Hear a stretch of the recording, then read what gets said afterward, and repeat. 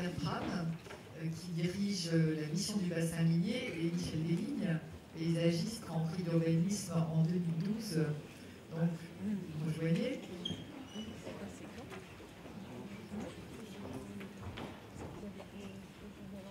Alors, Wim Dries est maire d'une ville flamande qui ressemble comme deux gouttes d'eau à notre territoire minier ici. Et merci beaucoup d'être là et merci d'accepter de parler français. Ce n'est pas votre langue principale, mais que vous parlez assez bien, ainsi que votre équipe, Véronique et Sam ici. Merci beaucoup de faire cet effort. Alors, juste quelques mots pour vous dire comment on a organisé les tables rondes.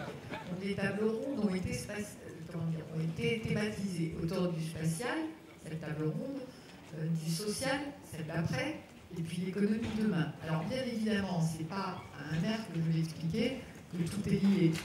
C'est-à-dire que si vous agrandissez votre territoire, c'est aussi pour la dynamique sociale et la dynamique économique. Et pour des raisons, je dirais, pour être un peu plus précis sur ce qu'on va raconter, il nous a semblé utile de séparer, de thématiser les tables rondes. Et c'est ce que vous retrouvez aussi dans le numéro spécial qu'on a réalisé avec la revue Urbanisme, où on a également thématisé autour de ces actions, autour de ces thèmes, afin qu'on ne les oublie pas. Parce que très souvent, quand on fait de l'économie, on oublie la qualité spatiale. C'est très fréquent, alors que c'est tellement lié. Et on oublie l'objectif social. Et je voulais dire aussi que ce qu'on a souhaité dans nos tables rondes, c'est d'avoir des témoins. Ça nous paraissait essentiel. Et c'est dans l'esprit des ateliers projets en main. On est ici en France, mais on invite donc la Belgique voisine, la Flandre, qui vient nous raconter comment vous procédez. Nous sommes des territoires amis. Et c'est important qu'on échange. On a été vous voir et c'était magnifique. On a été impressionnés par la qualité de ce que vous faites. Dans la table ronde d'après, on souhaitait avoir des trois. Ça n'a pas marché, mais on a un magnifique intervenant américain qui va nous raconter, la ceinture de rouille américaine, qui est très très dure, aussi dure que, peut-être plus dure encore que le bassin minier français. Et demain, nous avons Saint-Étienne, qui est pour nous vraiment une ville phénix qui prenait de ses cendres d'une façon assez extraordinaire. Alors sur cette question du spatial, je crois qu'il va falloir commencer par rendre hommage au travail qui a été fait par Catherine Bertram avec la mission du bassin minier, puisque vous avez révélé que ce territoire avait une grande valeur et vous avez obtenu, les élus bien sûr, qui ont obtenu le label UNESCO, ce qui est incroyable pour un territoire qui était considéré comme absolument désespérant. Je voulais juste quand même raconter une anecdote avant de donner la parole à Catherine. J'ai découvert une chose assez incroyable, c'est que la catastrophe du bassin minier, elle est arrivée depuis un certain temps. Et il y a eu 3 utopies assez effrayantes. Comme je pense qu'Alain Neveu, qui maintenant s'occupe du territoire, a eu cet héritage. Le premier, c'est on a imaginé que ça deviendrait une grande zone agricole. On démolit tout, grande zone agricole. Une autre utopie, ça a été on arrête de pomper l'eau. Et on a fait un grand lac, qui était au courant de ça, Michel. Voilà, de l'eau. Et la troisième, donc c'était un rapport de Jean-Paul Lacaze, qui a dit on va démolir beaucoup de cités binaires, beaucoup de cités binaires aujourd'hui classées, et on va densifier autour des villes. Mais ces 3 utopies ne sont pas complètement idiotes, en fait. Elles peuvent peut-être alimenter les propos, parce qu'on retrouve l'eau, on retrouve l'agriculture, et on retrouve aussi la nécessité d'embellir et de densifier les cités. Alors aujourd'hui, on n'est pas du tout là-dessus, puisque au contraire, on conserve et on valorise. Alors Catherine, tout ce travail dont on a parlé tout à l'heure est quand même initié par votre entreprise qui a tenté de valoriser, de rendre vert ce qui était noir, de dépolluer, etc. Peut-être vous raconter un peu ça. Très bien. Peut-être prendre la présentation. C'est la dernière. C'est la dernière, mais on y arrive tous. Oui, déjà, bonjour à tous et à toutes. Et puis merci à Ariella de nous avoir invités. Oui, on est un peu les ancêtres des structures d'ingénierie, même s'il y a eu une longue suite d'outils. Le bassin minier n'a jamais manqué d'outils. Puisque l'histoire de la reconversion, c'est une histoire de plus de 40 ans, plus de 40 ans maintenant, plus de 50 ans. Et en fait, si les Inuits ont 15 mots pour le mot neige, je crois que les territoires phénix en France ont moins 15 mots pour la reconversion. Ça s'appelle régénération, ça s'appelle renouvellement, ça s'appelle aujourd'hui renouveau du bassin minier avec l'engagement du renouveau. Donc c'est quand même une histoire où le phénix n'a jamais cessé de se réinventer. Je crois qu'il n'y a pas, en 2012, la lumière au fond du tunnel avec l'UNESCO obtenu et le Louvre, hein, et puis le fond du tunnel. Non, il a fallu chaque fois rebondir, les élus ont de chaque fois dû se battre pour faire front finalement à tout ce qui a été le désastre de la fin de la mono-industrie, plus les chocs pétroliers, les chocs, évidemment les délocalisations, la crise de 2008, tout ceci est comme des rebonds successifs qui sont finalement au cœur d'un territoire en résilience comme il y en a d'autres en France. Alors pour revenir en quelques chiffres, oui, je vais vous parler d'un territoire plus grand que Valence, puisque le bassin minier Nord-Pas-de-Calais, c'est un petit tronçon donc d'un bassin varisque, un bassin géologique. Il y a quelques troubles, mais ça va se faire. Donc c'est un bassin varisque. Les images sont troublées par les propos de Catherine. Il y a eu quelques troubles avant, mais ça ne s'arrange pas, il faut le dire. Donc en fait, c'est un petit tronçon de 120 km d'un bassin géologique qui s'appelle le bassin varisque, qui court sur toute la planète, donc de la Chine du Nord aux Appalaches, en passant par l'Europe continentale, donc par Genk aussi. Donc on est sur 270 ans d'exploitation minière, vraiment d'une mono-industrie, qui finalement, avec aussi 100 000 km de galeries en dessous, a bouleversé le sous-sol. Encore des désordres en surface importants. S'il y a encore des stations de pompage et relevage des eaux, c'est l'héritage aussi non pas de la remontée des eaux des Ormes, mais des bouleversements des réseaux hydrographiques de surface. Et donc ces 100 000 km de galeries, les mines et ces installations ont complètement modelé, bouleversé le paysage, le réseau hydrographique, ont phagocyté les bourgs existants ruraux et ont remodelé, ont fait un autre paysage. Et donc là, c'est une... Alors, il y a beaucoup de troubles là. Il y a beaucoup de troubles, c'est voulu là. On ne peut pas calmer un peu, mais c'est très bien. C'est voulu parce que c'est le trouble, c'est le côté très provoquant de la diapositive. Ça fait toujours notre effet. C'est évidemment 40 ans de politique de reconversion, on est parti de là. Évidemment, les friches industrielles, donc on a créé un établissement public foncier dans le Pas-de-Calais en 1991, dont je salue la directrice générale dans la salle, donc toujours actif. Donc c'est vraiment, en effet, malgré ces politiques de reconversion, qui se sont chevauchés, juxtaposés, non pas forcément succédés, puisque conjuguer le temps court et le temps long, je crois que c'est vraiment une des grosses difficultés de la résilience. On peut produire des résultats à court terme, par exemple guérir une friche, plantée, ça devient vert, au bout de 5 ans ça se modifie. Dans les textes, dans les formations, chez les jeunes, les comportements hérités sanitaires par exemple, tout ça c'est beaucoup plus compliqué. Et c'est la grande difficulté de la résilience. Et aussi de faire attention à ne pas tomber dans le marketing territorial bête. Il en faut, mais il ne faut pas non plus faire, entre guillemets, le territoire phénix, c'est pas là pour se lisser les plumes. Il faut les lisser un peu, mais il ne faut pas non plus, faut aussi se dire qu'on est obligé de se constituer des plumes pour les faire valoir. Et donc, cet effet repousseur des friches ont vraiment contesté la valeur de ces paysages. Les paysages étaient vraiment confisqués. Donc, on a une très très faible présence d'ailleurs sur la liste du patrimoine mondial de sites industriels et de paysages industriels. Donc, le fait qu'on soit reconnu au même titre que le Mont Saint-Michel et sa baie ou les pyramides de Khéops et de Képhren, ça fait sourire encore à Lille. Ça fait encore sourire à Lille. Mais bon, je citais un grand monsieur qui disait, comme monsieur Pierre Mauroy, qui disait quand je disais que l'île allait devenir une capitale touristique, les gens riaient. Eh ben, je vais faire du Pierre Mauroy ou du David Pachon s'il m'autorise. Maintenant, Lens devient une capitale aussi touristique, de tourisme culturel. Eh ben, les gens ne rient plus, enfin un peu moins. Voilà. Aussi, voilà. Donc il ne faut pas repeindre en rose les volets des cités minières, mais la patrimonialisation, c'est ça, c'est le moteur de la résilience. Si les gens doivent s'approprier leur héritage, dire que leur mémoire, leur héritage, c'est pas enfermant, c'est quelque chose qui fait partie d'une une identité ouverte au monde. Il y a plein de nationalités qui sont venues bosser, travailler ici. C'est un creuset formidable de créativité, de potentialité, de jeunesse. Ça aussi, je pense qu'il faut le dire. Et donc, la patrimonialisation, c'est un moteur de la résilience. Il a été très long par cet effet repoussoir. Les terris étaient vus comme des crassiers. Crassier, c'est un mot qui était utilisé ailleurs en France qu'ici. Crassier, ça crisse là-dedans. Et bien maintenant, c'est un réservoir de biodiversité. Des grands photographes comme David Chagnol ou des photographes japonais sont en extase, ils se posent et ils regardent ça comme des monts sacrés.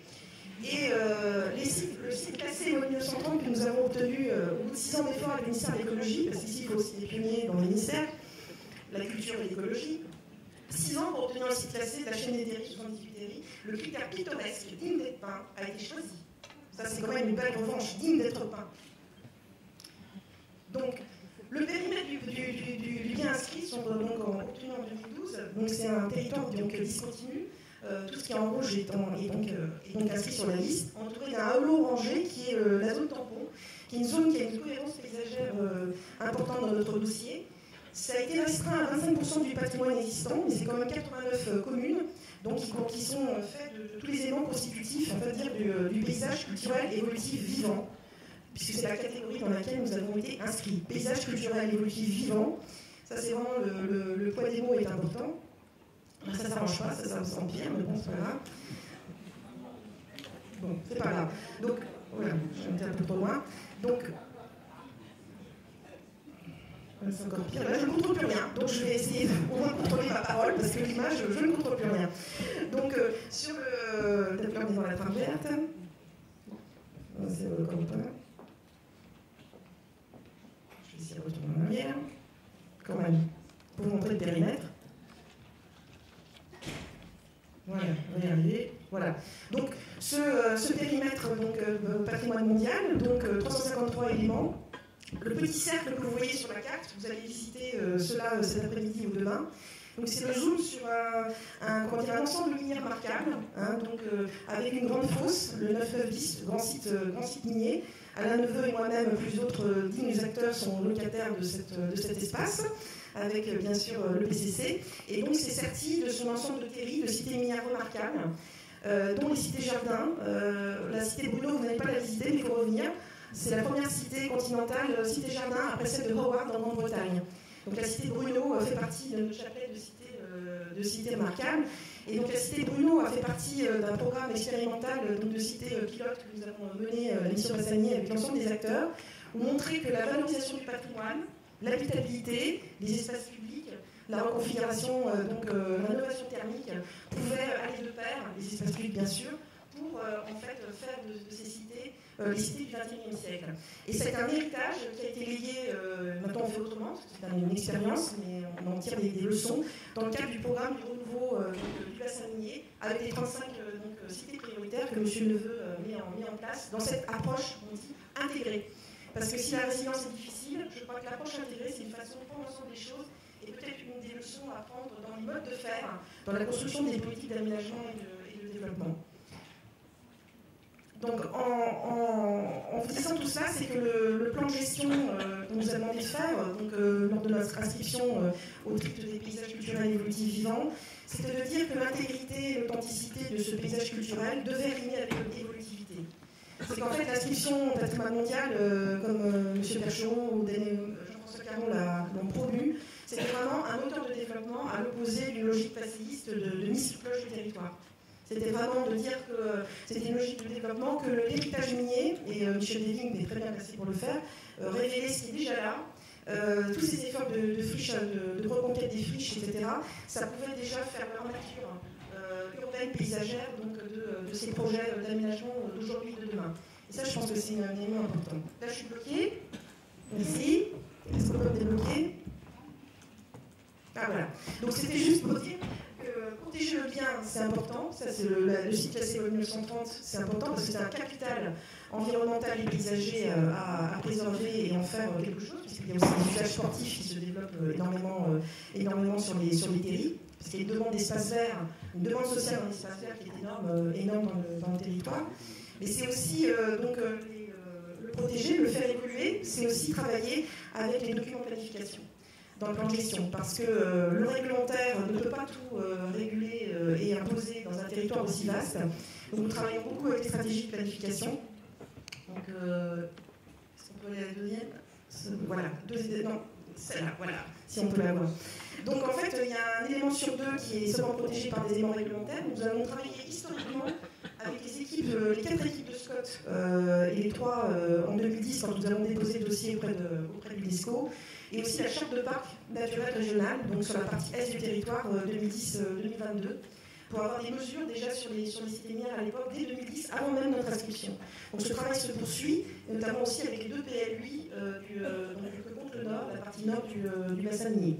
Un fait important, c'est que la loi création, architecture et patrimoine qui vient d'être promulguée notamment l'année dernière introduit pour la première fois en droit positif français la nécessaire inscription dans les documents d'urbanisme des périmètres UNESCO. Donc ça, c'est quelque chose qui est une avancée également. Si j'ai encore une minute à venir là, malgré que ce n'est pas technique, je peux encore... je sais pas. Donc je vais voir si la diapo suivante s'affiche. Voilà. Donc j'en ai encore deux. C'est de montrer en fait que finalement le travail de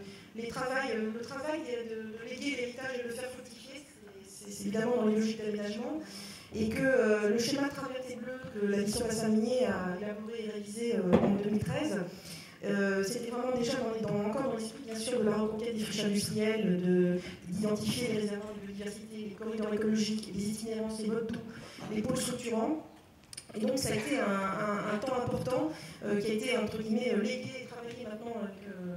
Desvignes, avec lequel nous travaillons beaucoup. Par exemple, le parc des îles, donc Hénin-Carvin, 160 hectares, qui est une ancienne coquerie monstrueuse, est devenu un maillon de la chaîne des parcs de l'Arc-Sud, par exemple. Voilà, ça c'est important de montrer qu'il y a aussi une filiation dans les projets d'aménagement.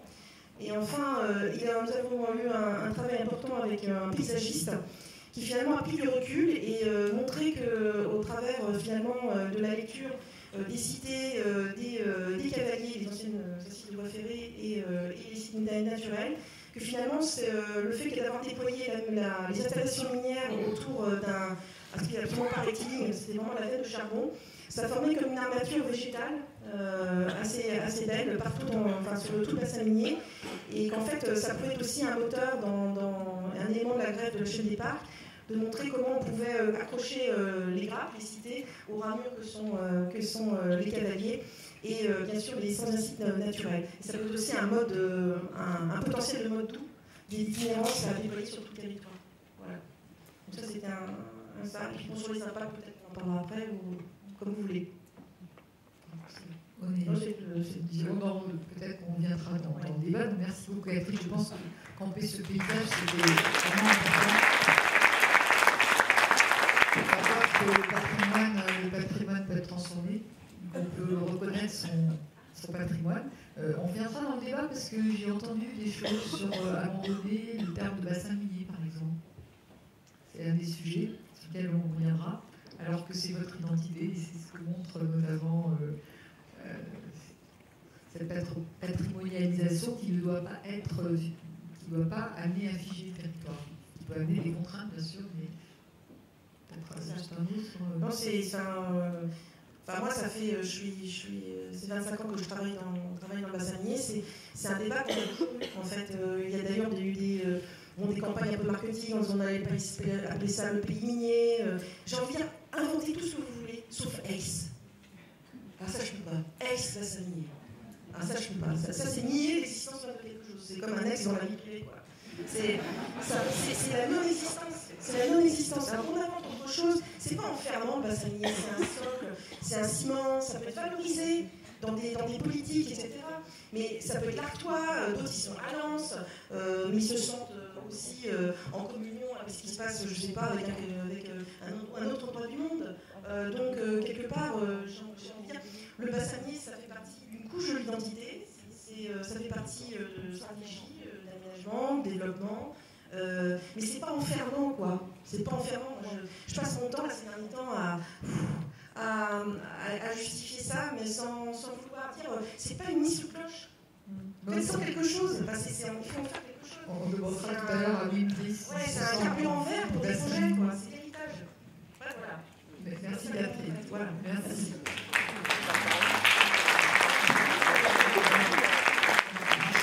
Quand tu as commencé à intervenir sur ce territoire, tu t'es appuyé. Tu m'as dit que tu as reconnu ce qui a été fait. Le paysage était déjà transformé, il y avait déjà du vert, il y avait déjà des parcs. Et tu as été appelé avec Christian de Borzempart pour penser à un grand projet. Ce grand projet, certains disent qu'il n'y a pas de grand projet. Il y a un grand projet. C'est ce projet de la chaîne des parcs, articulé avec les centralités, comme l'a montré tout à l'heure. Donc, est-ce que tu peux nous raconter comment tu as travaillé sur ce territoire, comment tu l'as révélé, et aussi ça a été l'occasion pour toi de mettre en œuvre ce que tu aimes beaucoup, c'est-à-dire les leçons américaines, les leçons d'Olmsted, comment on relie le vert et comment le vert devient structurant dans un territoire. Je répondrai beaucoup mieux dès que j'aurai des images. Et il faut le temps.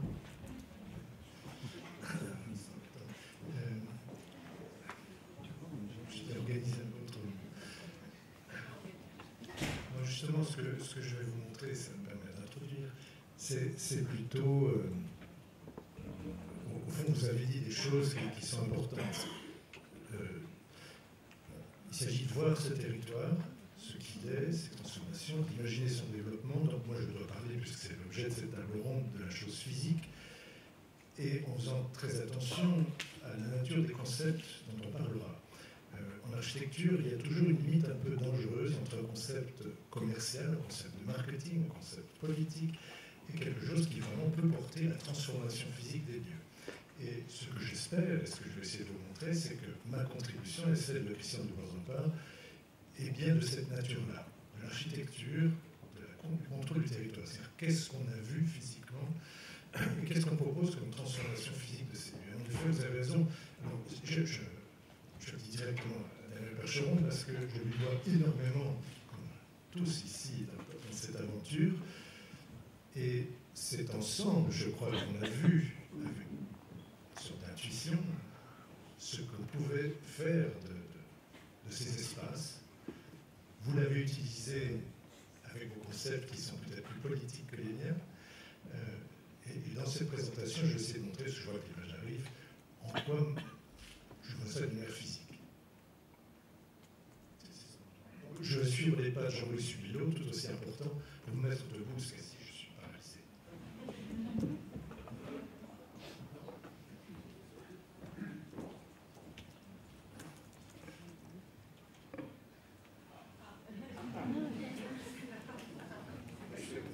C'est les effets de scène. Donc, en effet, on va parler de différentes échelles. Donc, d'abord, évidemment, vraiment centralité, puis on parlera de temps aussi. Alors, je risque d'être long, hein, tu m'arrêtes quand il faut. Donc, c'est évidemment, moi, je suis parti un peu après vous, non seulement, donc, on parle de 9 années, et pour cette centralité de Valence de 1200 hectares et tout de même de 10 km de parcours. Alors, comment je fais pour les images? Donc, au fond, cette image-là a été prise depuis la mairie de Lens, et elle est tout à fait intéressante, bien que noir et blanc, à l'écran. On s'est rendu compte, alors qu'on essayait de comprendre, qu'il y avait, contre toute attente, une très forte présence d'arbres, de végétation dans ce territoire. C'était connu de tous, mais pas de nous qui arrivions. Ah. Si quelqu'un comprend comment marche ce truc, j'appuie. Ah oui, ça marche. Ça, par contre, ça allume aussi. Pour voir, ça ne va pas être facile. Alors, on a compris ce que tout le monde savait, c'est ce qui est. Enfin, je dis avec humilité, c'est finalement on arrive d'ailleurs, on sait beaucoup moins que ceux qui connaissent le territoire, on ne connaît pas son histoire, on ne connaît pas les projets, et peut-être simplement un détachement qui a des moments nécessaires. Donc tout le monde le savait, les concessions minières se sont faites indépendamment les unes des autres, ce sont presque, on parle d'archipel, pourquoi? Tout simplement, ce ne sont pas des continuités urbaines, mais effectivement des cités indépendantes les unes des autres avec beaucoup de vides.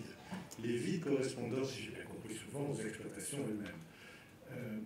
Si bien que dans les projets urbanistiques depuis 40 ans, beaucoup de nos confrères urbanistes ont comme tentation de remplir les vides, de faire une continuité urbaine. On a compris au contraire que cet archipel était très important, justement du fait de ces vides. Les vides que l'on voyait de la mairie tout à l'heure. Ces vides au sol sont extrêmement importants aussi. Et on comprend comment... Est-ce qu'il y a un expert? Oui. Donc, vous voyez, on tourne autour de ce sujet. On l'a vu d'avion et on tourne. On l'a vu avec le Louvre, sans le Louvre. On voit le terrain où nous sommes maintenant. Et en effet, c'est le négatif de l'archipel qui nous intéresse. C'est tout ce réseau de vide, ce tissu de vide dont on a senti qu'il avait un potentiel formidable. Effectivement, Ariella mentionne ma passion pour les systèmes de parcs. Les systèmes de parcs ont précédé la construction des villes. Ici, on travaille à rebours. Ces villes existent, ces cités existent, et il y a cet héritage incroyable d'un réseau de villes qu'on ne saurait pas se payer aujourd'hui. Et du coup, il est assez facile d'imaginer un retournement de ce tissu. Tous ces arrières peuvent devenir potentiellement un avant, peuvent devenir la structure d'une sorte de néo-système de parc qui utilise les villes. Et là aussi, il y a urgence. Urgence de ne pas les remplir, urgence d'en garder la qualité, urgence de les aménager. C'est un retournement de ce tissu.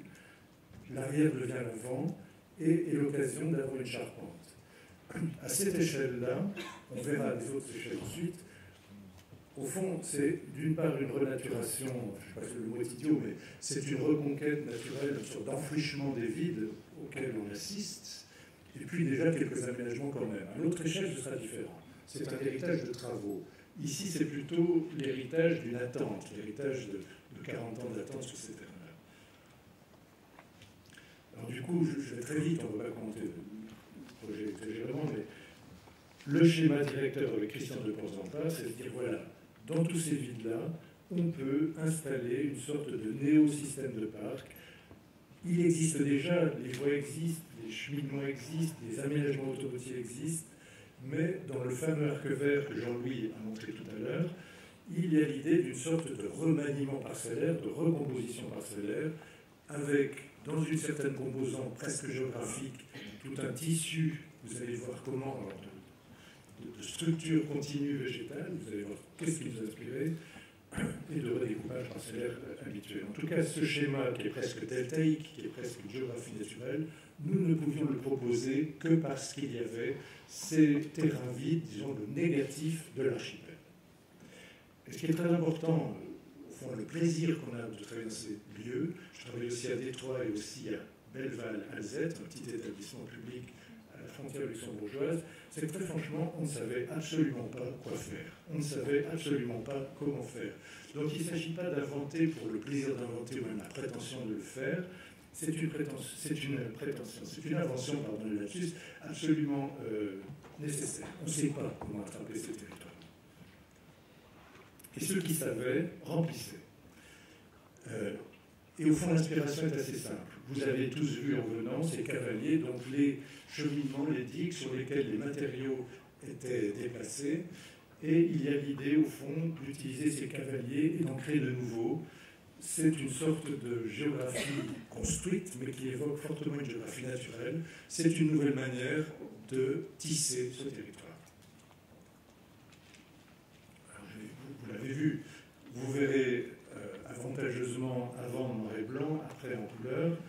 Donc l'accès au Louvre, je vite, l'accès à la gare, avant, horrible, c'est pas vrai. Il n'y a plus d'après. Après aujourd'hui, mais après rien du tout au fond. Après 6000 arbres, après 10 km de cheminement pour l'ouverture du Louvre. D'ailleurs, méthodologiquement, pour les maîtres d'ouvrage ici, la chose très intelligente, et ça, Jean-Louis Suppioli pour beaucoup, c'est d'avoir conjugué simultanément la création d'espaces publics, une sorte de prototype nécessaire à la desserte du Louvre, et le schéma directeur. C'est-à-dire que ce n'est pas une carte de plus qui ne sert à rien dans un territoire comme celui-ci, c'est une carte que l'on fait avec des prototypes. On expérimente immédiatement ce que l'on prétend faire. Avant, après, vous voyez ces cordons boisés, très simples, qui imitent ces cavaliers eux-mêmes reconquis par une sorte d'enfrichement. Est-ce que je dois viser quelque chose? Donc le parking transformé, oui, c'est très modeste et moi j'aime cette écriture, cette très grande retenue, c'est-à-dire il n'y a pas d'effet, il n'y a pas de référence esthétique, c'est simplement voilà, cette sorte de géographie que l'on observe et que l'on amplifie, que l'on accompagne pour créer cette structure telle qu'elle existe pratiquement. Et merci pour votre confiance parce qu'il y a beaucoup de villes qui ne voudraient pas de ça. Beaucoup de villes qui n'aiment pas cette simplicité, qui ont peur du vide. Alors, il ne s'agit pas d'un vide, mais il s'agit je crois, d'une sorte de... On m'a dit ça que l'humilité, ça ne voulait pas dire modeste, mais que c'était lié à l'humus, au sol, à une sorte de pertinence là où on se trouve. Alors ça, c'est un projet. Du coup, au fond, voilà une maquette assez simple qui montre les premières structures, 5000 arbres. Alors, toute modestie mise à part, cette maquette fait maintenant partie de la collection du musée d'Ardenne, du Centre Pompidou, donc ça fait plaisir. Donc, toute une série d'actions extrêmement simples pour donner ces accès. Alors, je continue, mais je suis un peu désespéré. Alors, on aurait pu voir, donc ça doit être ça. Il manque une carte, hein, j'ai il y a un virus. Pas d'image.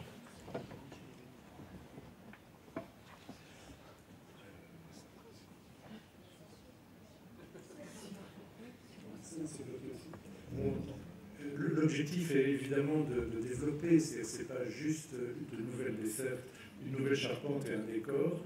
Bien entendu, l'ambition pour la centralité, c'est le développement urbain, c'est la transformation des cités. Et là, ce sont des actionnométries principalement faites par Christian de Portental. Donc, toute cette recomposition est au service de la construction, de la qualité. Mais on voit bien que ce n'est pas un patchwork d'opérations. Il y a, pour la centralité, sur ces 1000 hectares, une structure. Cette structure, vous envoyez les prémices et vous voyez comment chaque projet, enfin, vous pouvez l'imaginer, s'inscrit dans ce cadre. Alors, je crois qu'on a un sérieux problème.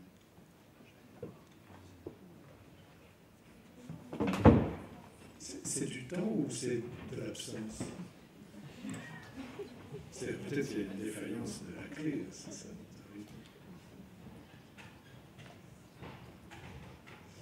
Je continue.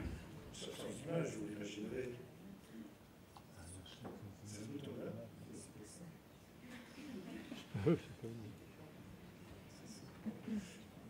En tout cas, si on résume à cette échelle, effectivement, une recomposition parcellaire, l'utilisation du vide pour en faire une charpente au service du développement de ces quartiers. Et puisqu'il faut continuer, j'essaie de trouver un support. Voilà, c'est bien, l'image est bien.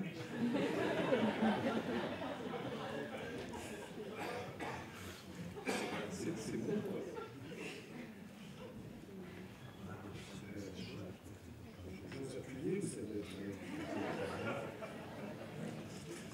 Donc, on peut dire les choses simplement. On est allé un jour, un certain nombre d'entre nous, Daniel Pachon, Jean-Louis Supinot, je pense que Sylvain Robert était là aussi, sur un terril et reçu à dîner par un des maires. Et ce que tout le monde savait et que j'ignorais, je l'ai vu, c'est-à-dire on se rend compte que depuis 40 ans, c'est terrible. Alors on change d'échelle, on ne parle plus de la centralité. Peut-être on va la passer dit. Donc on va parler de la chaîne des parcs, 76 000 hectares pour 2015, vous verrez 99 000 hectares pour 2018.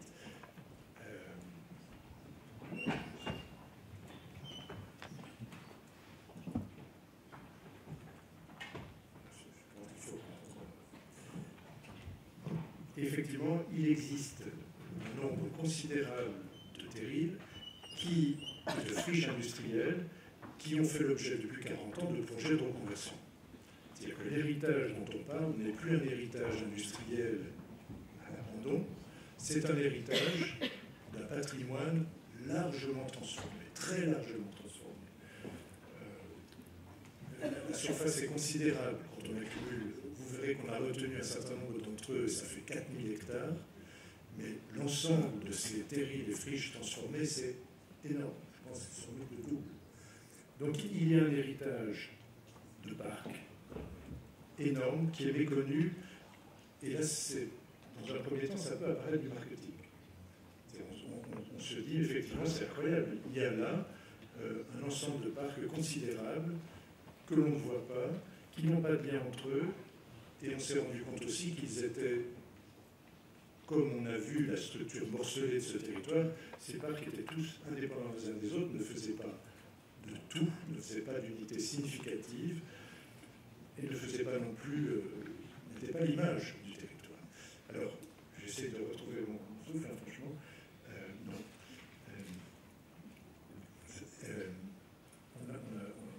proposé à Daniel Percheron, mais est-ce qu'on n'essaierait pas d'imaginer quelque chose, une chaîne des parcs? Et l'idée aurait pu être totalement stérile. C'était une idée extrêmement dangereuse qui aurait pu être confinée à une vision commerciale.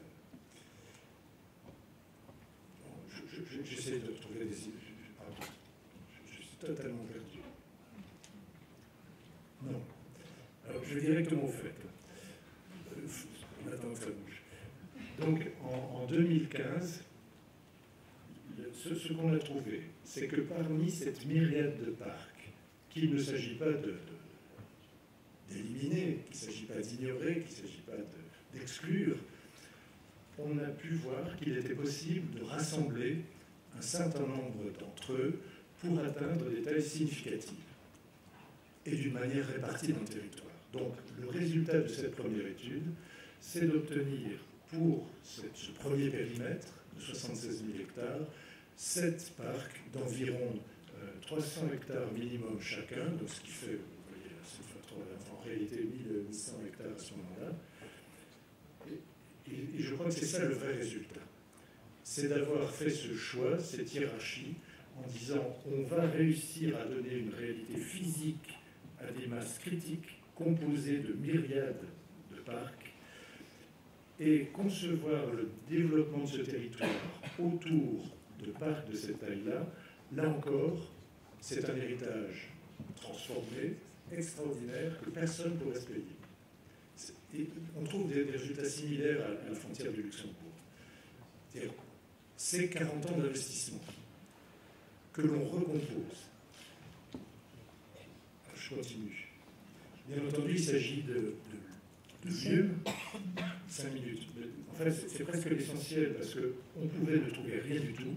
C'est-à-dire labelliser tout un ensemble de parcs comme une chaîne de parcs ne sert à rien.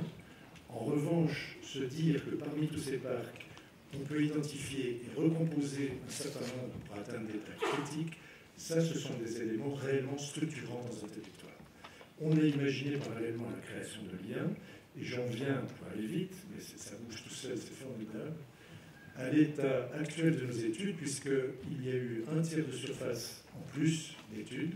Donc sur 99 000 hectares, maintenant on a repéré 11 grandes entités opérationnelles. Et je voudrais quand même dire 2 mots sur ce que sont ces entités.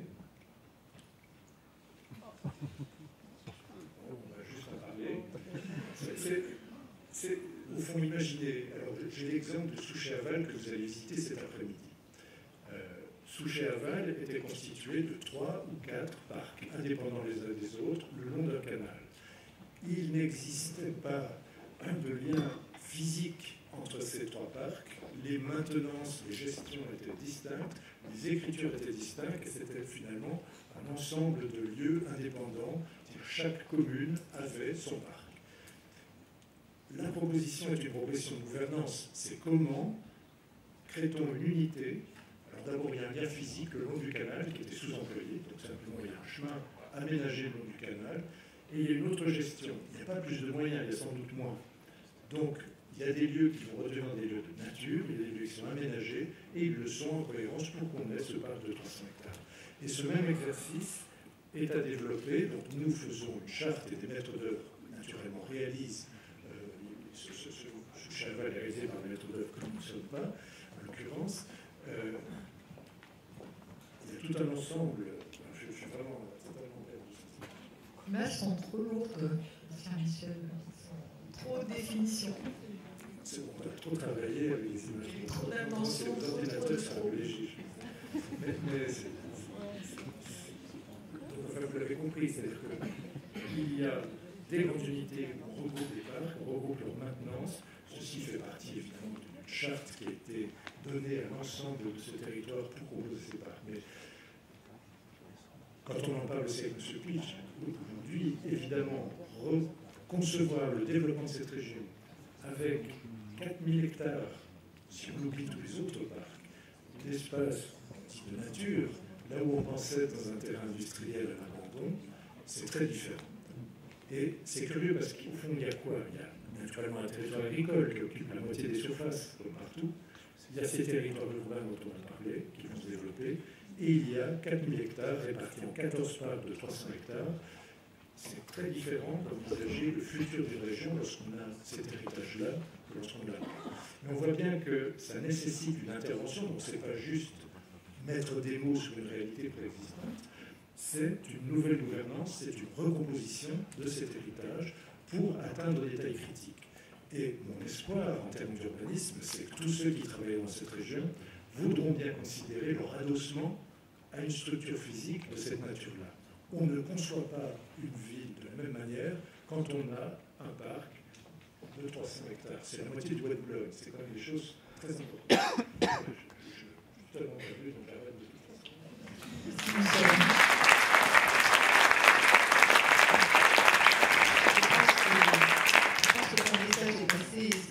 Surtout, et on le dit aussi dans la revue, c'est que travailler sur des milliers d'hectares, c'est pas comme travailler comme sur 10 hectares ou sur 100 hectares. Il y a un changement conceptuel qui est significatif et qui peut être la base de ce grand projet urbain qu'attend le territoire et qui est déjà peut-être là. Juste un mot, parce que je voudrais quand même qu'on a fait un disson en Belgique avec Louis Maurice.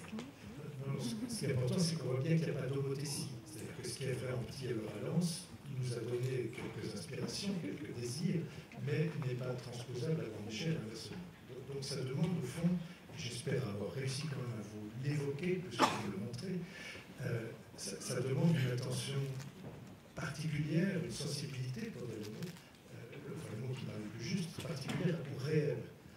Et quand on parle d'inversion du regard, ce que Daniel Percheron a largement développé politiquement, effectivement, il y a quand même une sorte de petit miracle, me semble-t-il, dans une autre manière de concevoir un territoire, peut-être par détachement, peut-être par travail. Encore une fois, cette étude aurait pu être vouée à l'échec si on n'avait pas trouvé ces regroupements. Le fait de constater que les parcs existent ne servait à rien. Du coup, maintenant, dans d'autres études, par exemple la frontière luxembourgeoise, on recherche ça, c'était rechercher la grande dimension potentielle. Mais ça ne va pas de soi. Le découpage en commune, la décentralisation, ne tente pas vers cela.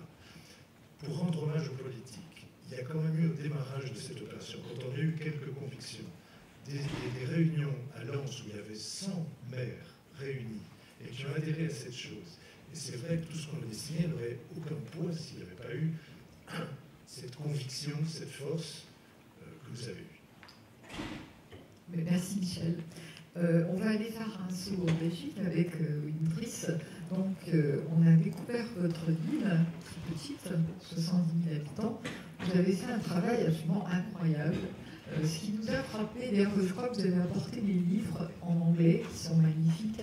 Moi, je l'ai entendu par l'architecte conseil de Flandre, le Baumeister, qu'il se passait des choses formidables à Genk. Donc, Véronique nous a envoyé le livre. On était émerveillés par la beauté du livre et par la beauté de tout ce qui avait été fait et par la proximité absolument incroyable avec le paysage du bassin minier. On a été vous voir, on a été très bien reçus. Comme très souvent les Belges d'ailleurs, vous avez une amiabilité légendaire, je connais assez bien pour être mariée à une Belge et pour travailler en Belgique. Voilà. Et donc, on a été très impressionnés par votre travail à une petite échelle. Alors, Véronique qui est ici est l'élève de Marcel Smets, qu'on aime beaucoup en France, qui est un des grands urbanistes européens. Et on a vu aussi la qualité des gens qui travaillent pour vous. C'est impressionnant. On a vu aussi comment vous êtes vraiment résilient au sens où le territoire minier est transformé en pôle culturel et en pôle de recherche sur les nouvelles énergies, avec une qualité architecturale assez exceptionnelle. J'ai vu des nouveaux bâtiments qui ont... Moi, j'ai montré beaucoup à Jean-Louis, est un amoureux d'architecture, Jean-Louis Suilot qui conseille ce territoire. On était un peu jaloux parce que les choses que vous réalisez sont très simples, très belles, avec cette architecture flamande qu'on aime beaucoup. Mais on a vu aussi toutes les actions sur le social, les actions sur l'économique, la reconquête des rues, commerciales. Et je vous ai demandé comment ça se fait que quand on fait une recherche sur Internet, pour l'urbanisme, on ne trouve rien. Rien. C'est incroyable, alors qu'il y a tellement de choses. Et surtout, moi, ce qui m'a frappé, C'est en fait la seule chose dont on parle, c'est ce que vous faites sur l'énergie, donc un petit entrefilet comme ça. Alors vous m'avez répondu, donc je ne vais pas vous prendre la parole parce que après vous allez présenter votre vie. Vous m'avez dit, on est une petite ville, ça n'intéresse pas grand monde. Enfin, en France, 70 000 habitants, c'est pas une petite ville. Hein. C'est déjà dans une ville moyenne, comme il faut. Et la deuxième chose, vous m'avez dit, on parle de ma vie quand il y a des problèmes. Et donc c'est là aussi que c'est assez proche de ce territoire. C'est-à-dire, on parle quand il y a des soucis, vous avez beaucoup de nationalités, vous avez des problèmes sociaux, et on ne parle jamais de ce qui va bien. Et croyez-moi, en fait, il faudrait qu'on fasse un atelier projet urbain chez vous, parce que c'est magnifique. On était émerveillés, quand on a été visiter donc, avec les gens du territoire. Donc racontez-nous un peu comment vous avez fait, parce que vous êtes une petite ville quand même, et vous avez des services techniques de très très haut niveau, et vous faites des choses de grande qualité. Comment vous faites? Vous avez un secret? Je ne sais pas s'il y a un secret, mais oui, c'est vrai, on a des personnels très bien et on a fait de qualité. Et tous les jours, on demande la question, c'est les qualités nécessaires de faire à Genk. Et ça, c'est important. Je pense que si vous changer votre ville, on a fait ça avec des qualités en tous les espaces, les paysages, mais aussi les architectures. Et on pense ça, mais vous êtes aussi correct, il y a aussi beaucoup de problèmes et toutes les personnes en Belgique, en Flandre, ils parlent de la problème, mais pas de la bonne architecture ou de l'urbanisme, on ne parle pas. Nous, on va vous faire de la publicité. Oui, c'est la discussion, mais si vous voulez faire de la publicité ou du marketing, je pense que vous avez besoin d'une histoire, de parler de quelque chose. Ce n'est pas de l'air que vous... c'est pas du marketing, la réalité. Oui, c'est vrai. Si vous avez des problèmes de temps en temps en français, vous n'hésitez pas à me le dire en anglais, je traiterai, mais je crois que vous en sortez très bien.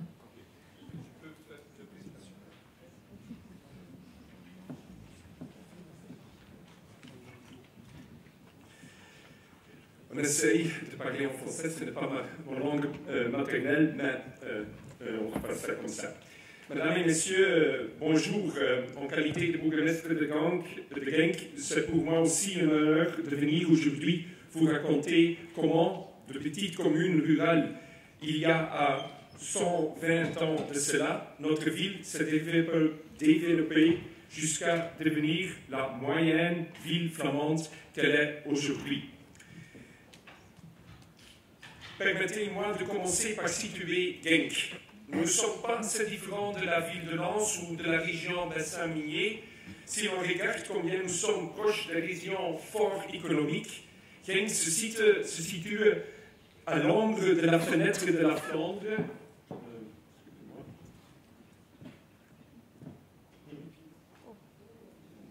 La fenêtre de Flandre, c'est là, et Genk, c'est ici. Mais je pense que si on voit bassin minier ici, c'est aussi dans l'ombre de l'île métropole et des autres régions très fortes. Genk est une ville de 88 km², comportant 66 000 habitants. Genk occupe la position de certains centres urbains en raison de son contexte démographique, mais aussi de son industrie, le troisième pôle industriel de Flandre, et sa diversité. Super diversité, il y a 107 nationalités qui vivent ensemble, mais à Genk, on peut appeler cela du cosmopolitisme, mais à Genk, la diversité de ses habitants est incontournable. Plus de 500% sont d'origine ethnique différente. Ce chiffre résulte d'une méthode de calcul flamand. On regarde l'individu d'aujourd'hui, puis l'on regarde ses parents. Si l'un des parents est de nationalité non belge de naissance, cette personne est considérée comme étant d'une autre origine. Concrètement, cela signifie par exemple que le troisième ou le quatrième génération d'Italiens n'est actuellement plus reprise dans le chiffre d'une autre origine ethnique.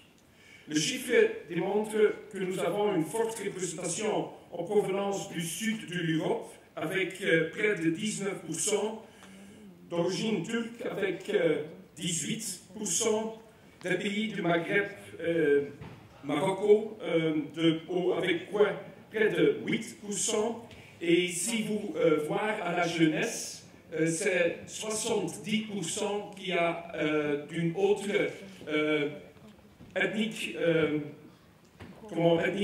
origine ethnique différente. Mais si je vois aussi, par exemple, de jeunesse à la religion, 50% est de musulmans dans la ville de Genk. D'un point de vue économique, Genk a dû incasser un coup dur avec la fermeture de l'usine forte. Cependant, aujourd'hui, nous nous rapprochons à nouveau du nombre de 40 000 personnes activées. Notre taux d'emploi augmente progressivement en direction de 100%. En dépit de son bon résultat, Genk a encore de nombreux défis à relever. Des défis sur le plan d'emploi, avec un taux de chômage qui est toujours nettement supérieur à la moyenne du Limbourg ou de la Flandre, mais aussi avec une diminution rapide du nombre de chômeurs suite à la fermeture de Fort, principalement grâce à la conjoncture économique de notre région. Dans notre ville, près d'enfants sur 3 naissent dans une famille défavorisée. Le revenu moyen se situe parmi le plus bas de Flandre et le nombre de jeunesse non qualifiée, surtout de l'enseignement secondaire, est près d'un élève sur 5. Ce sont précisément ces défis qui nous ont poussé il y a 20 ans, lorsque je siégeais moi-même déjà ancien du conseil communal de Genk, à changer de cap, à mettre en place une transition afin d'aider notre ville et notre région à se lever. Faisons un petit pont d'arrière dans le temps. En 19 000, Genk était un petit village rural composé de 6 hameaux et de 3 vallées de ruisseaux et ne compte que 2500 habitants. Le 2 août 1901, André Dumont, ingénieur, découvre du charbon dans les environs de Genk. S'ensuivent alors 4 révolutions industrielles symbolisant la manière dont Genk a grandi. La première mine de charbon à s'ouvrir est celle de Winterslag, maintenant Seamine, en 1917, durant la Première Guerre mondiale. Aujourd'hui, elle est devenue Seamine. L'arrivée du fabricant automobile Ford, mais aussi d'une usine sidérurgique dans les années 60, en marque le début d'une deuxième révolution industrielle à Genk. Celle-ci a apporté énormément de prospérité à la région. Fin des années 80, c'est la fermeture des mines. Ces fermetures vont de pair avec une relance de l'automatisation au cours de la troisième révolution industrielle. À cette époque, nous sommes alors à 1993, l'usine Ford compte 13 000 travailleurs. Elle devient directement l'un des plus grands sites de production au monde. S'ensuit alors, en 2012, l'annonce de la fermeture du Ford avec pour conséquence la fermeture effective en 2014. La quatrième révolution industrielle était alors déjà bien en cours. En tant que ville, nous l'avons pleinement anticipé, car les pierres angulaires de la créativité, de la technologie, de l'innovation, de l'énergie renouvelable sont les fondations sur lesquelles nous bâtissons depuis de nombreuses années. Celle-ci revient d'ailleurs dans le développement d'une Smart City. La devise de notre ville est d'ailleurs claire à ce sujet. Transformer la malchance en opportunité. Notre ville se développe aujourd'hui à partir de 3 niveaux, une triple stratégie en matière de paysage, d'infrastructure et aussi de tissu. Ces points de départ sont importants, non seulement du point de vue de notre développement économique, mais aussi, surtout, dans la manière dont nous allons implanter ce développement au niveau du territoire et du paysage. Si nous regardons le paysage de Genk, nous voyons qu'il est constitué d'un très grand espace de verdure ouvert. Plus de 40% du territoire est vert, avec quelques larges zones naturelles et de nombreux points verts locaux. Dans notre ville, nous voulons intégrer la liaison dans un grand réseau vert en vue de permettre la biodiversité, mais aussi l'écologie et la nature de prendre pleinement leur droite. Nous souhaitons tracer une artère bleue vers traverser la ville du bout en bout, où nous opterions clairement pour la nature, l'espace et le paysage. Et ça commence à le charbonnage de Waterschei, Torpark, à la centre de Genk et à la sud de Genk, et c'est le Adre qui ont fait en vert bleu là-bas. Sur ce paysage se trouve aujourd'hui une infrastructure. Cette infrastructure a grandi au départ de la mine. Les ingénieurs de la mine ont travaillé à partir d'un plan d'ensemble pour donner forme à notre ville de manière très linéaire, avec pour conséquence des infrastructures nombreuses, grandes et même surdimensionnées. Genk est une ville où l'automobile est vraiment reine. Celle-ci détermine une grande partie de l'identité de la ville. C'est pourquoi nous osons réfléchir à la manière dont nous pourrions continuer à rétrograder cette infrastructure afin de créer un environnement de meilleure qualité. Une ville à taille humaine s'inscrivant dans le paysage. Nous misons sur l'infrastructure cycliste, sur les possibilités de la mobilité intelligente, etc., mais toujours en faveur de la qualité de vie. Cependant, mesdames et messieurs, paysage, infrastructure ne sont rien si l'on ne peut développer à partir de là un véritable tissu. Par le passé, Genk a fait différents choix. Nous n'avons pas grandi de manière concentrique autour d'un centre-ville. Nous sommes développés autour de 3 sites miniers, autour d'un terrain industriel de Fort Genk, de Apperam. Genk est diversifié et polycentrique, une ville aux multiples facettes complexes et difficiles à deviner. Un tissu de quartiers, de lieux exceptionnels, mais aussi d'entités morcelées, est l'un de nos défis est précisément de savoir comment rapprocher entre eux et renforcer tous ces éléments de ce tissu. Pour synthétiser ces triples stratégies, mesdames et messieurs, nous disons que Genk s'est construit au cœur d'un paysage de très grande qualité, un paysage offrant un grand nombre de possibilités de développement, de liaison. Cette infrastructure offre de nombreuses opportunités qui, il va sans dire, exigeant des investissements. Genk est polycentrique et dispose d'un tissu excentré très dynamique. Cependant, de nombreuses questions se posent à propos de comment nous pourrions relancer cette dynamique. Voici Genk, une ville de réseau.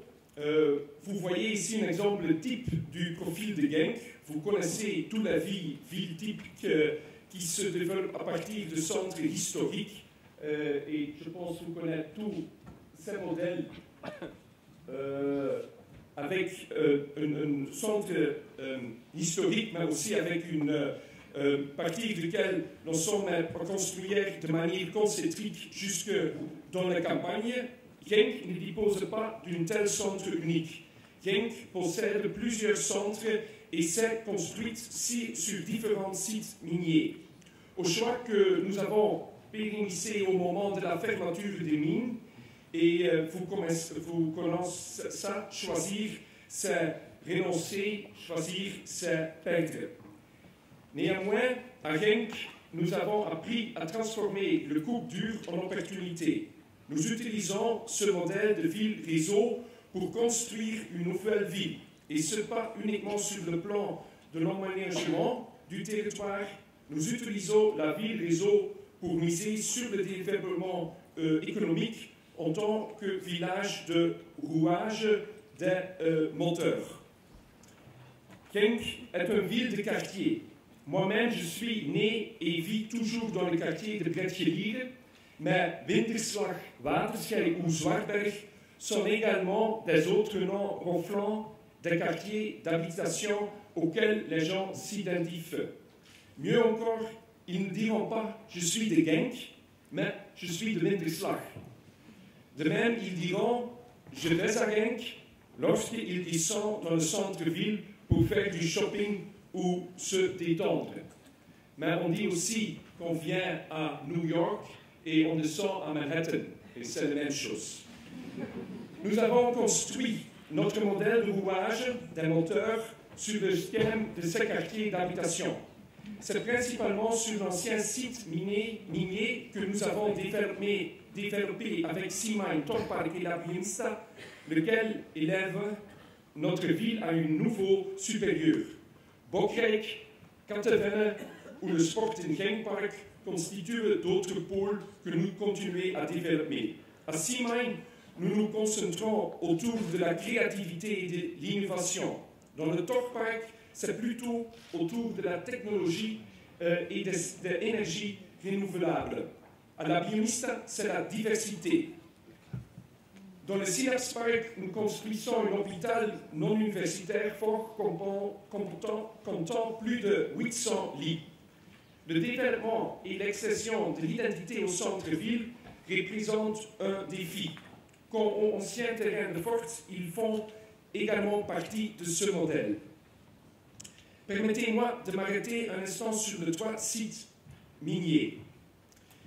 Simine, ce site au carrefour de la créativité et de l'événement, ce site construit sur la fondation de l'ancien site minier est basé sur 4 piliers. L'enseignement, l'économie créative, la création de la présentation artistique et la récréation créative. L'enseignement est symbolisé par le LUCA, School of Arts. L'économie créative prend notamment forme au Simine Grip, l'incubateur où plus de 300 personnes ont été mises en travail au cours des 5 dernières années. Un centre culturel fort constitue le garant de la création et de la présentation artistique ensemble avec des productions propres. Le pilier récréation créative est représenté par le patrimoine existant, le tourisme et les déplacements d'Euroscope, un cinéma comptant de 10 salles. Simine ne trouvait qu'à 1 km du centre-ville et forme un pôle urbain fort. Mieux lier celui-ci au centre et au reste de Genk représente encore un autre défi. Dans le Torpark, c'est aussi Simine avec un point de vue de terrible. Dans le Torpark, nous rassemblons diverses pierres angulaires de la technologie et de l'énergie renouvelable. En partie, suite à la fermeture du Fort Genk, nous avons pu nous prévaloir de bon nombre de moyens afin de développer ce site. Ici aussi, notre travail s'inscrit dans le cadre du modèle de quadruple hélice. Comment pouvons-nous collaborer avec les autorités, les instituts du savoir et le privé, et comment, très important, y impliquer les citoyens. Nous continuons à miser sur tous les sites sur base de ce mix. Energyville 1 et Energyville 2 sont des réalisations de la ville de Genk, en étroite collaboration avec l'Université catholique flamande de Leuven, l'Université de Hasselt, mais aussi avec l'Institut flamand du savoir tel que IMEC et VITO. VITO, c'est l'Institut flamand pour la technologie et innovant par lequel nous offre des informations le secteur de la technologie.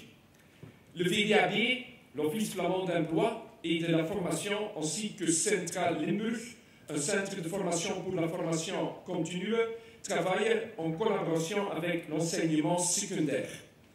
Ils réussissent les stagiaires, apprenants et élèves dans des laboratoires en vue de former les jeunes ainsi que des adultes dans des secteurs d'avenir comme le HVAC ou l'électricité, l'électronique, ICT et des autres, mais aussi aux nouveaux matériaux. Incubator rassemble les entreprises et les start-up de start-ups pour travailler ensemble autour des énergies renouvelables. Et en ce moment, nous donnons forme au développement d'un campus de fabrication intelligent qui abritera notamment un incubateur d'économie de fabrication. Il y a aussi Torre Central, et c'est un centre d'affaires d'activité, c'est le cœur de la site de Torre. Et le site de Torre est aussi connecté par le Parc national Hoge Kempen, un parc national de 8000 hectares de nature. Nous sommes aussi candidats de l'UNESCO, World Heritage, UNESCO. Mais nous sommes maintenant candidats et on ne pose pas, c'est normalement cette année qui donne-nous la réponse de notre candidature. J'arrive maintenant au dernier des 3 anciens sites miniers. Et ça, c'est la Biomista. La mine de Zwartberg a fermé les années 1965-1966, mais nous sommes occupés à l'heure actuelle à la faire revivre. D'une part, en tant que zone petite et médium entreprise, et d'autre part, en tant qu'œuvre d'art évoluant auteur de la diversité et du cosmopolitisme dans un parc de 24 hectares. Ici aussi, nous avons conclu une collaboration publique-privée, mais cette fois avec Koen van Mechelen, un artiste de renommée internationale. Celui-ci travaille depuis plus de 20 ans à des projets ayant très haut croissement. Il croise par exemple différentes races de poules et provençance de différents pays. Aussi, il apporte avec l'animal le plus domestique au monde une histoire de diversité. Il ne s'agit pas ici de la poule, mais bien de croissement. La Biomista part de l'idée que nous sommes culture, au sens large du terme, la société, la communauté, et que nous montrons de la nature. Le conflit de nature avec des peuples, mais aussi tout ça, c'est des 2 éléments générés alors le tourisme. Il s'agit d'un site qui réfléchit à notre manière à faire face à la diversité, mais il ose aller plus loin dans la réflexion en croisant, par exemple, la diversité avec la productivité. Car si nous voulons forger notre avenir, nous devrons développer de nouveaux modèles autour de l'économie collaborative, mais aussi autour de la production et autres. Tant la productivité que la diversité y joueront un rôle majeur.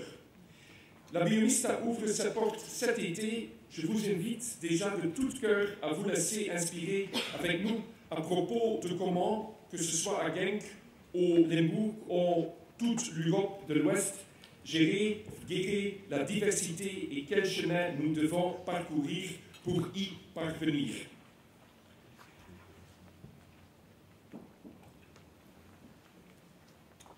Dans la mine, tout le monde était noir. Enfin, ceci m'amène sa transition de la communauté de notre ville et à la manière par laquelle nous voulons impliquer la communauté de Genk. On dit souvent, dans la mine, tout le monde était noir. Ce bagage, nous continuons à l'importer avec nous. Et cette image peut paraître un peu romancée. Elle contient évidemment une part de vérité. La diversité à Genk apporte avec elle son lot de défis. Nous avons lancé pas mal de projets sociaux autour du volontariat, de la collaboration et de la détermination. Ces projets sont le reflet de la manière dont notre ville s'est développée. Un projet de BIP ambassadeurs ou de Chilambas par lesquels nous incitons des jeunes, souvent d'origine étrangère, à s'adresser précisément des autres jeunes au sujet du comportement, du respect et de l'attitude. Un espace pour un grand Genks suikerfeest, c'est-à-dire la fête du sucre de musulmans, où se rencontrent 3 000, 4 000 personnes, non seulement les musulmans pratiquants, mais aussi les personnes d'autres religions. Aussi le KRC Genk, le meilleur exemple de notre ville d'une reconversion réussie, la fusion de 2 clubs de football, Winterslag, maintenant Simain, et Waterschei, maintenant Torch. Il y a quelques semaines, nous avons vu KRC Genk devenir champion national. Nous sommes dans le Champions League, très bien pour nous. Déjà pour le 4e fois, et d'être multiple gagnant de la coupe. Autrefois, tout le monde était en noir. Aujourd'hui, chacun est de couleur bleu et blanc. D'autres événements autour de Simain dans lesquels nous impliquons le commerce local et où nous avons mis en place de nouvelles méthodes de rencontre en vue de développer ainsi notre vie. Mesdames et messieurs, j'essaie de vous raconter l'histoire d'un village rural qui, au fil des révolutions industrielles, a grandi pour devenir la ville qu'il est aujourd'hui. Une ville qui fait face à nombreux défis, mais qui offre surtout de nombreuses opportunités. Et dans l'histoire, il y a beaucoup de parallèles à Eurolance, beaucoup de parallèles entre la région de Genk et la région bassin minier. Vous vous demandez peut-être, cette ville est-elle encore à même de survivre après la fermeture de 3 sites miniers et après le départ du plus grand employeur industriel de la Provence? Aujourd'hui, nous nous appuyons sur tous ces défis pour continuer à développer notre ville. Nous nous basons sur les fondations du passé pour construire un nouveau futur. Un avenir fait de pierres angulaires universelles que rapprochant entre elles dans un système de rouage d'un moteur dans une ville réseau. Un avenir fait des liens grâce auxquels nous tentons d'élever non seulement notre ville, mais aussi sa population. Y sommes-nous déjà parvenus à ce jour? Non. Au cours des 20 dernières années, nous avons investi près de 250 millions d'euros dans nos 3 sites miniers. De ces 250 millions, environ 25% ont été financés sur fonds propres. En outre, nous avons pu utiliser le levier pour attirer les 75% des moyens restants de gouvernement régional, de gouvernement fédéral, mais aussi de l'Europe. Aujourd'hui, nous devons approfondir et élargir des sites. Nous devons utiliser les pierres angulaires que nous avons rassemblées pour atterrir une population plus dynamique, pour améliorer au maximum le développement des talents de nos habitants et aussi permettre de donner forme à l'activation de notre population. Oui, nous sommes une ville multiculturelle, une ville qui sauve les caractéristiques d'une grande ville. Oui, ces différentes culturelles sont cause de tension, mais lorsque je reviens chez moi à Genk, je remarque que finalement nous vivons ensemble en bonne harmonie.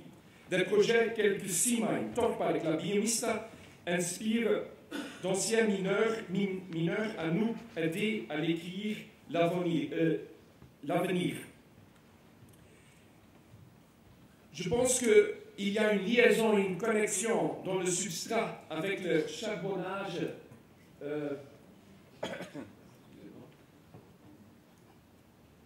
à Genk et comme ça à la région ici, mais peut-être il y a aujourd'hui une liaison de faire l'avenir pour toutes les 2 régions.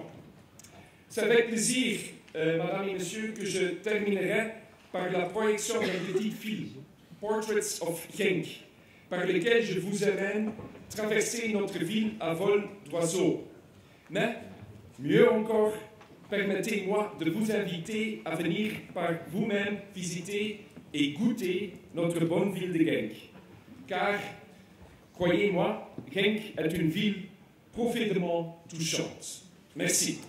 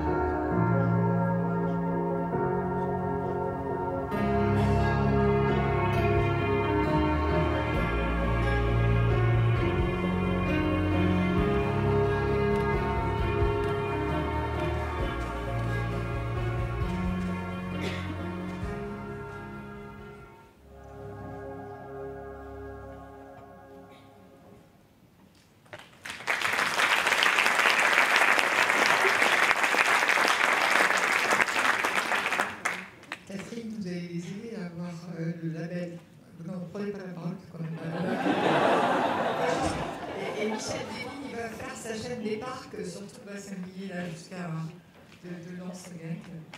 Comme ça, tu as du métier. Alors, d'abord, merci vraiment parce que ce message de générosité, d'inclusion, fait beaucoup de bien dans cette période difficile que nous traversons un peu partout en Europe. Donc, vraiment, merci. Au-delà donc de l'aspect social et spatial, on voit très très bien tout cet aspect intégrateur qu'on a bien ressenti quand on était à Genk, et vraiment bravo. Alors, nous sommes hyper en retard. J'imagine quand même que vous avez envie de dire 2-3 choses dans la salle. Il y a un super buffet qui vous attend pour la pause. Alors, qu'est-ce que vous voulez faire? Est-ce que vous voulez quand même réagir, ou est-ce que vous voulez vous précipiter pour aller prendre un café pour tout dire jusqu'à la prochaine table ronde? Moi, je suis à votre disposition. Alors, je crois que c'est le moment de la pause. Alors, vous pourrez échanger avec nos invités pendant la pause pour reprendre la table ronde sociale. En tout cas, moi, j'ai ma réponse sur l'appellation bassin minier. Oui, pour Genk, c'est clair, vous assumez votre passé. Merci beaucoup et à tout à l'heure.